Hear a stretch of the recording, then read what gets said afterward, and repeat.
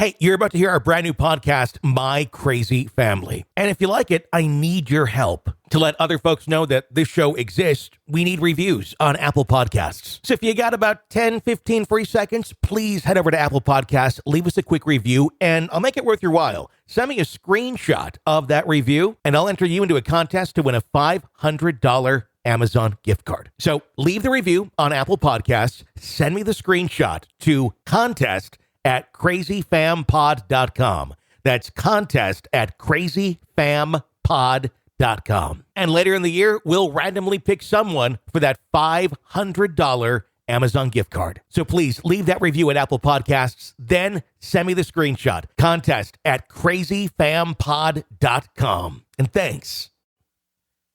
Hey, Stacy, are there any deep, dark secrets within your family that if it came out, it would change everything? Oh, my family's got a whole treasure trove of those sorts of things that we'll dive into one day, but not today. I'm just hoping like DNA testing makes my family a little more exciting, you know? On today's episode of My Crazy Family, a sister-in-law revealed a secret about a brother that if that gets out, it's bye-bye family. My crazy Family. My crazy Family. Welcome to the program. Be sure to press subscribe wherever you download podcasts so you don't miss any episodes of the program. And leave us a review there on Apple Podcasts. We do greatly appreciate that. It's Tony and Stacy Cole with you on today's episode of the program. And I believe you're wearing a hard hat today inside your house. I am. So I don't know if we're going to be able to hear this while we're recording, but a couple weeks ago, we've got this beautiful tree in our backyard and it's been dropping limbs just willy-nilly. We had a downburst that happened one Monday afternoon, and it absolutely like took out our backyard. It hit the neighbor's house. It hit our fence. It just destroyed all kinds of things. And so that was one Monday. We got our chainsaw out, took care of things. We were good to go. The next Monday, we had a small thunderstorm with some gusty winds, like you do. The tree, same tree, dropped an adjacent branch right on my husband's car. Just totaled it. There was $23,000 worth of damage to the car. Oh, and the car wasn't even worth that, but that's what they estimated to fix it. Oh, wow. So today, the tree is coming down, and the guy who's doing it just showed up unannounced, had no idea that he was going to be doing it, because I would have been like, no, not right now. I'm going to be recording. Plus, all my patio furniture is sitting out in the yard. He's just like dropping the branches in between my chairs. And I'm not going back there right now to get them. Yeah. And if you went out and said, hey, could I move these? Would you just get grunted at? And then you just kind of like, oh, okay. Guaranteed. The guy actually, he reminds me of Joe Walsh from the Eagles. I'm not kidding. I mean, and he does beautiful work, but he's something else. He's just, this is what he does all day. And I'm glad that's what he does, but he just kind of freaks me out. So I've locked my cats out of the upstairs level of the house. I don't want them up there just in case a tree decides to hit. I don't want them to die. Yeah. And before we started recording, I want you to promise me that if I die during this recording, would you use it on your ghost story podcast? Because I think it would be kind of cool. Oh, it'd be used in promos forever. It would be, this is the show where the woman died live on the air. Yeah, and, exactly. Because there's branches, land. I mean, we're talking like limbs, not just branches, but like the tree trunk parts are landing like probably 5-6 feet from me right now. So and this is the room that I do my podcasting in. So I can't really move. I've got my soundproofing up. I can't just go in the living. I suppose I could, but not gonna. I'm almost picturing the moment in Christmas Vacation where the tree goes through the window. Yes. And I've got a window right behind me, so it could happen. So look out, Margot, because it could get a little some issues in there with the trees falling through the windows. But, absolutely. My goodness. Well, we got some interesting stories here today. Let's start with our first one about the grandmothers, because you think of grandma, you you think, well, cookies and all that. But a lot of us didn't have grandmothers that did that. But a lot of them didn't do this either. Yeah, this starts out as not so much a secret, I'm assuming in my family, but my great grandmother ran a brothel that my grandmother and my aunts worked at all the way up into the 1980s. Wow. Now think about the 80s. Were there brothels around? I wasn't. I guess in some areas it was legal. Like there are some places in Nevada where it is legal. So I'm assuming it was there, or it was just kind of underground, because they exist today, but they're not, on the up and up or anything like that. Yeah, it's not like it's just out there. Yeah. It says it's not really a secret, but no one talks about it much. I actually asked my aunt about it once and expected her to be ashamed or something, but she said they all had a pretty good time doing it. Nobody was forced into it, so it was all voluntary. She said everyone had lots of money and cocaine and got to meet famous gentlemen on occasion. Here's an edit to this. She says, I guess I should have mentioned this in the original email. This all happened on my father's side of the family. So very short little crazy family message to us, but wow, lots to talk about. Glad they specified it was just that side of the family. Yeah. I wonder if the other side knew. That would be interesting. Like sometimes when you have those really big get-togethers where both sides come for like a graduation or something, that would be interesting. Like, are the Hooker family coming to this? Oh yeah. That would be. But yeah, I suppose lots of money. I guess you'd want to know, how are you guys making all this money? Where's that coin coming from? Yeah. Well, that could be one way, I guess, of doing it, all the way up into the 80s. It makes me wonder. It would be interesting to see family pictures from back in those days. Yeah. And, was there a way that you dressed for work, but outside of work, it was just T-shirt and sweats kind of thing? Or, because we all have our image of what a hooker looks like, thanks to movies. Yeah. I wonder, did they look that way? I would think just, it's like the uniform. Like you're probably wearing that when you're at your place of business. But I would imagine when you're going out to the IGA, it's normal clothes. It's sweats and, but of course, 7-inch stiletto heels. But other than that, completely normal.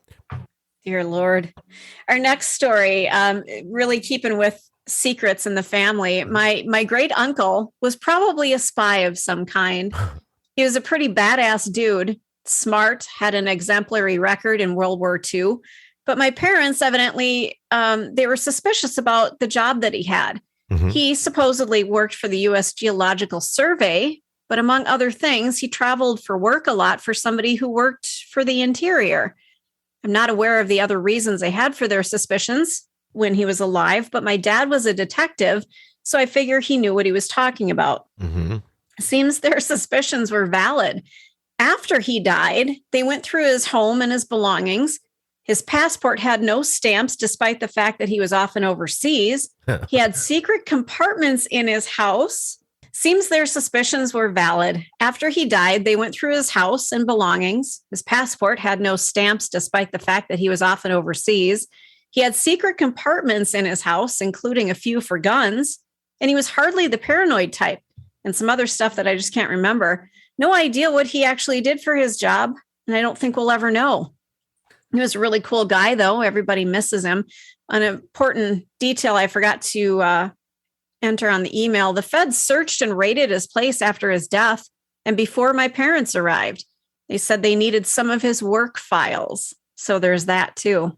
So there's kind of some evidence there pointing that this was legit. It wasn't just a crazy uncle or somebody saying, I do this, or, let that rumor, linger.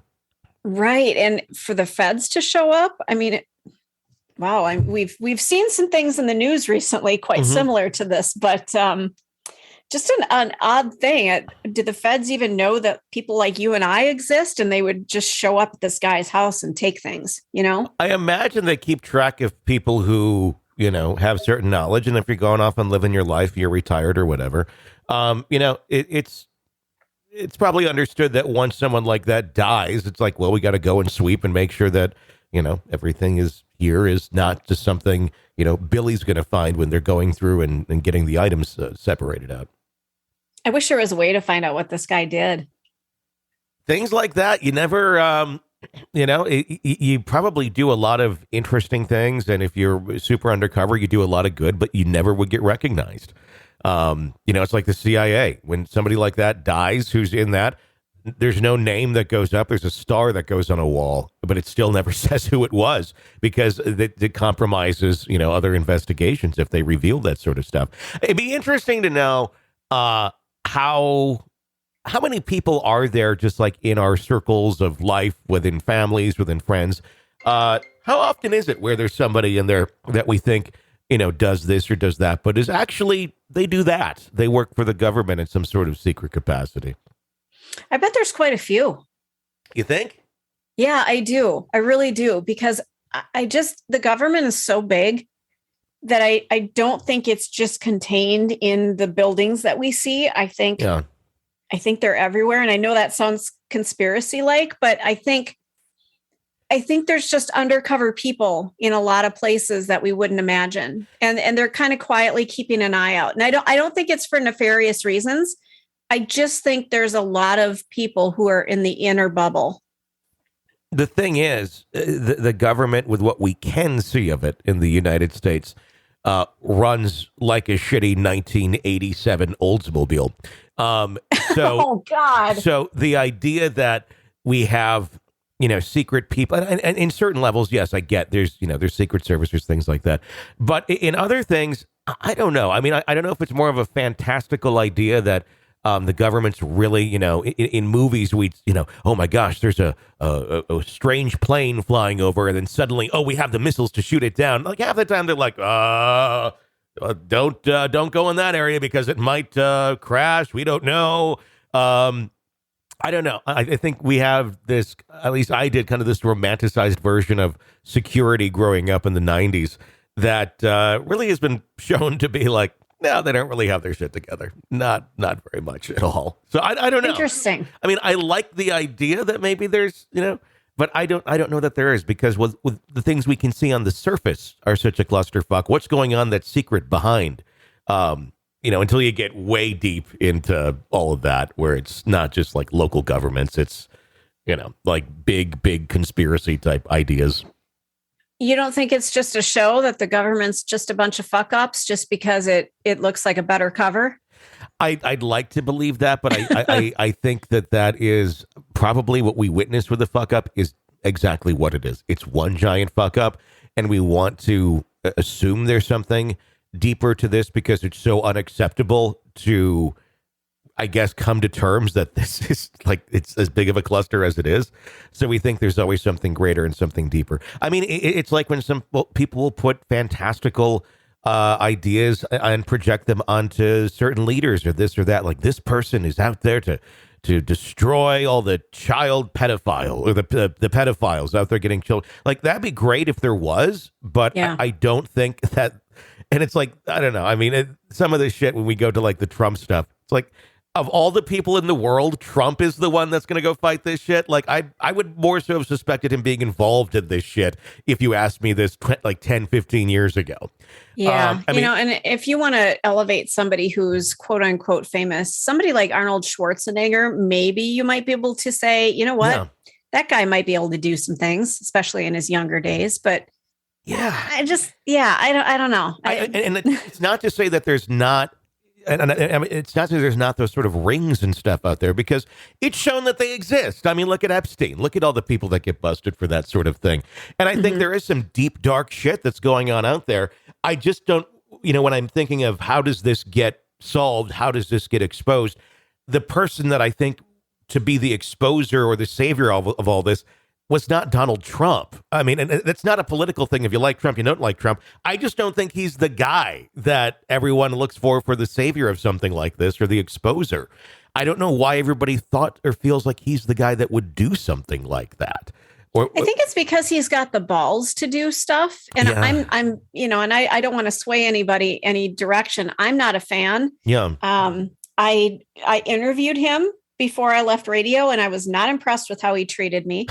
So I've always, even with The Apprentice, I had issues with him. Yeah. So I'm not a fan. But I think people have given him the superpower that he does not have.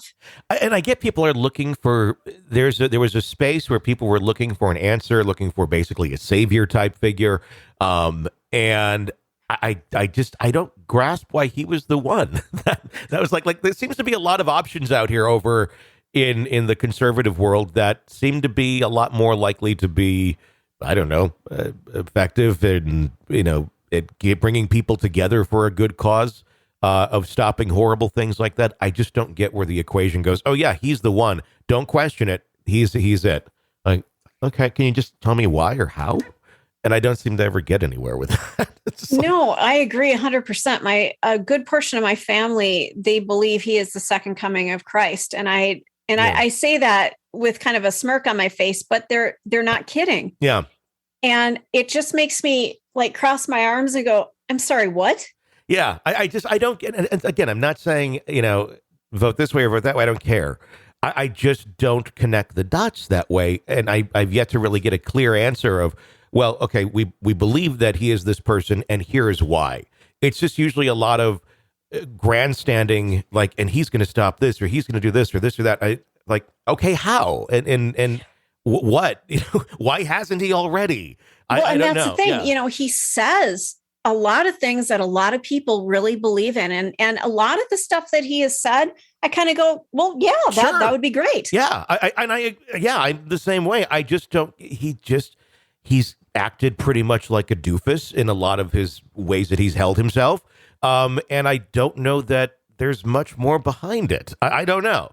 I'd gladly vote for a Republican or something that seemed a little more, I don't know. I just didn't have any faith in that. Yeah, I didn't either. I don't understand why people a Republican do. For 16, 17 years. And when he came along, I'm like, I can't. Yeah, I just don't understand it. And that's where I come from on it.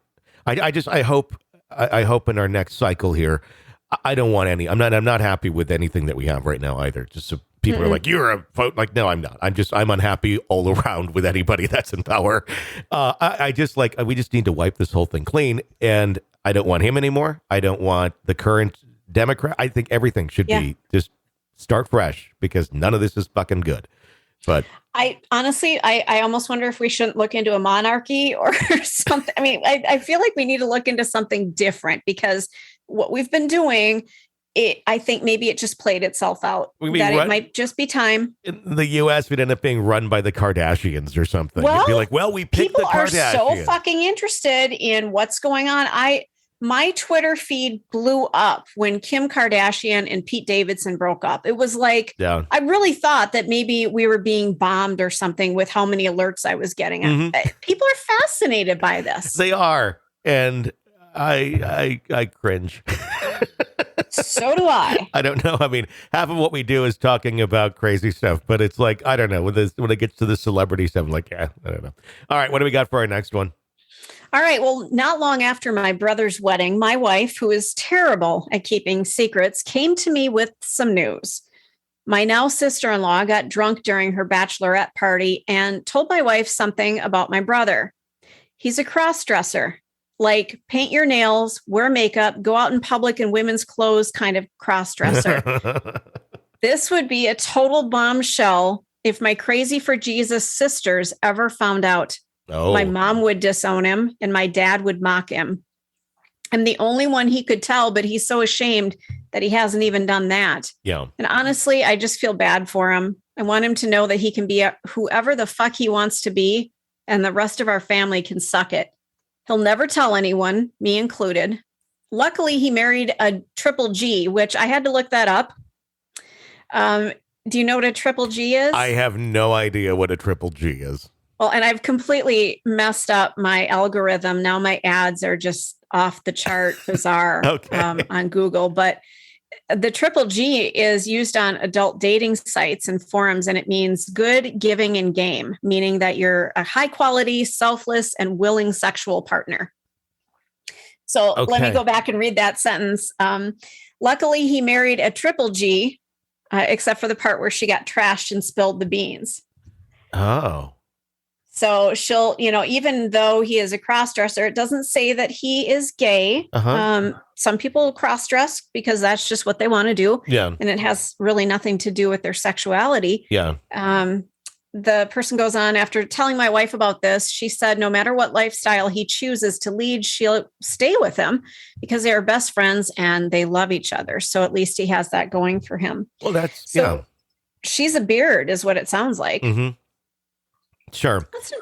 It's not a bad thing. I was a beard for somebody for a little bit, and probably some of the best times of my life. I protected him, and he worked at a bank, and a very conservative bank, and was really gay. I mean, really gay, except for when he was at work. He put on the show, very serious. And I think we've worked with several people over the years that had that sort of a setup with their significant other. Yes. And it couldn't be talked about. I think we are both probably thinking of the same person right now. Yes, we are. Yes, we are. And great couple. Like I think they're still together. I haven't talked to them in years. Yeah, they are. But yeah, it was like the 90s or the early 2000s and everything. So everything was not as open as it is today by any means.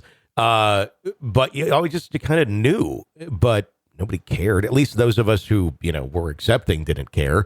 But yeah, I mean, it's an interesting thing because if that is what you want to do, and good, it's more power to you. And in an idyllic world, it would be wonderful if your whole family said, "Oh, this is great. Why don't you come over to the barbecue dressed like that?" They're probably not, and they probably never will. But yeah. I am happy that they have someone there that's a supportive person in their life that should be the closest person to them, their significant other, and that they don't feel so alone with that sort of a setup. But yeah. It's, and it's a tough thing when you find out accidentally. But it shouldn't change anything. It's just an expression. It's just, them being who they are. And I have the utmost respect for people who go through this, because it's, like I said, I was somebody's beard for a little bit, and we would go to company parties and kind of do the public display of affection just to kind of throw people off a little bit. Sure. There was a tiny little rumor that my friend was, could be gay. And this was back in, it was late 80s, early 90s, where, if somebody seemed a little effeminate as a man, they were automatically assumed to be gay, which it's just not the case. But he needed protection. If radio didn't work out for him, we were both in radio, he needed to stay at the bank, and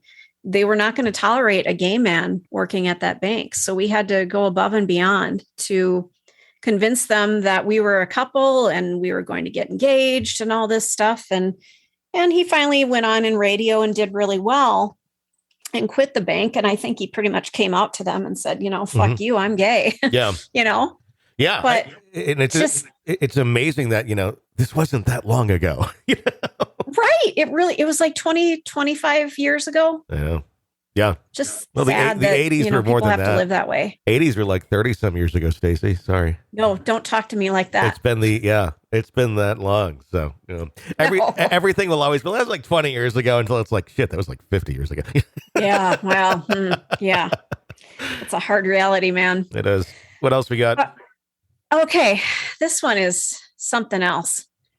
My mother was a single mom. She had various boyfriends, one husband hanging around, a drug addict, alcoholic, all that exciting stuff. When I was 13, we were living in a room in this house way out in the desert. My older sister was 16 and had already moved in with friends. I'm not sure why, but for some reason, we had to leave the place we lived in prior. So my mom rented us this room to share with most of our stuff in storage. I didn't know the man we lived with. I think his name was Mike, but I could be wrong. My mom pretty much just came up to me one day and said, "We're moving." And that was that. Anyway, after we had been there for about a week or so, I was home one day and my mom was lying on the couch in our room, and she seemed to be slipping in and out of consciousness.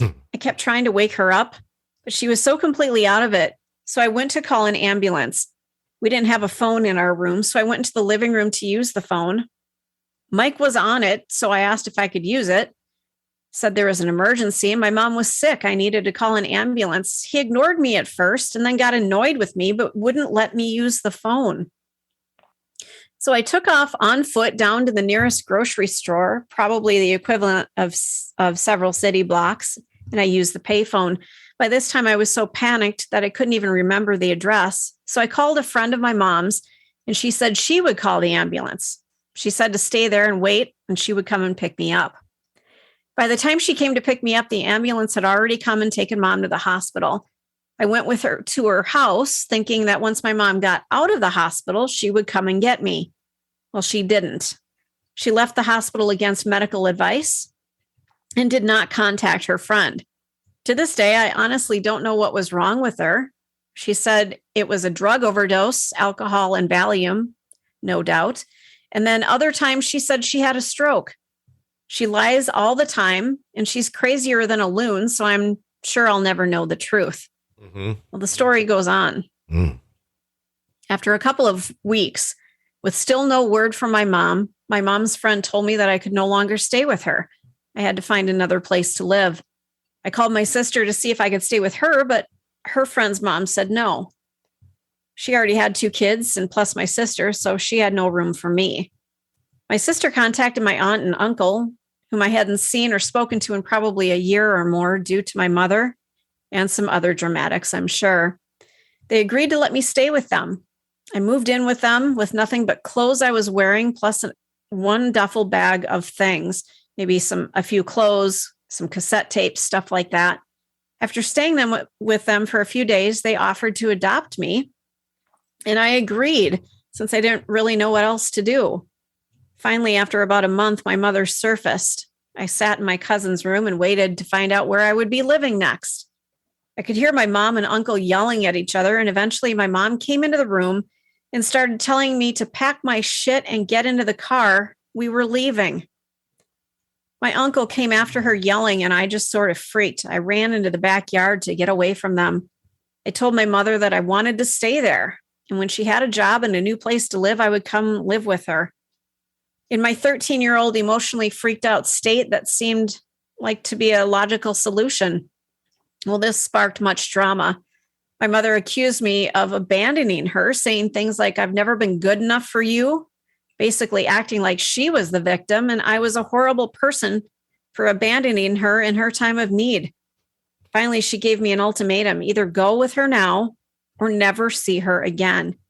I chose to stay. I really figured she was bluffing. Eventually, she left and I didn't hear from her for a very long time. I started thinking that perhaps she was serious and I would never see her again. Then I got a letter from her when I was about 15 years old. It was about 4 to 5 pages long. And it was about how she forgave me for abandoning her. Well, of course. She's the one that's giving forgiveness.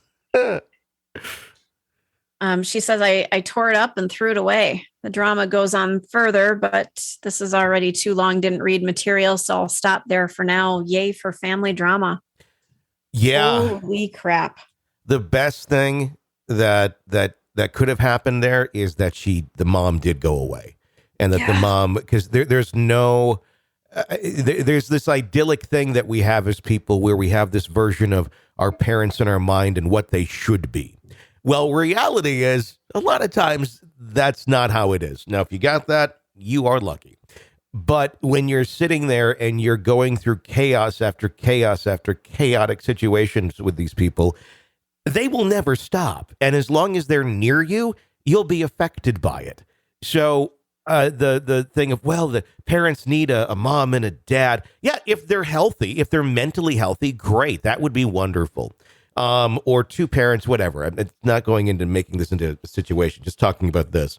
But if one's not good, yeah, they can go away. That young mind doesn't need that extra chaos. They already got enough damage that's been done. We don't need to sit there and keep, dragging the person through the debris yard of the world that was exploded by the dumbass parent or the parent that has some sort of disorder that is then going to fuck up that kid. and anyone else around them unless they get help for it. I just, my heart just breaks. This is a 13-year-old kid dealing with, I don't know where I'm going to wake up tomorrow. Yeah. I don't know, I don't have a stable person in my life. Just, my God, when you're 13 years old, things are hard enough. Yeah. Some people, I mean, it's a disorder thing ultimately when it comes down to it, but from the outside world, and if you don't have the disorder, you look at this and it's looking at a crazy person, and it really is, because it's how do you have that little regard for the human being that you're responsible for? How are you so enthralled with everything that's about you and nothing about anyone else, especially your child? How do you operate like that and then somehow convince yourself that that you can be the one that forgives when you're the one that was doing all the wrong? It's disturbing. It's insane. And it's very traumatizing, especially to a kid if they don't get it. Yeah. I mean, I've had to do a lot of educating, and luckily I got a daughter who understands this shit show, but it's not fair. I feel horrible that she has to, live through some of that.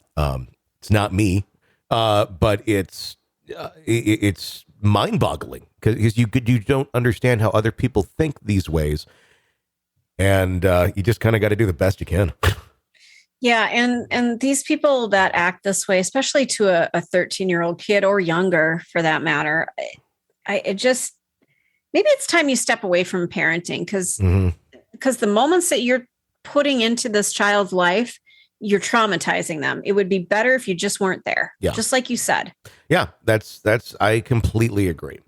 And it's one of those things where why would you want to keep traumatizing the person if that's the outlook? I don't know. It's been it's spooky. It's spooky to see what people are capable of that you never thought they would be capable of. Yeah, isn't that the truth? But not fun, but it is interesting with people like this.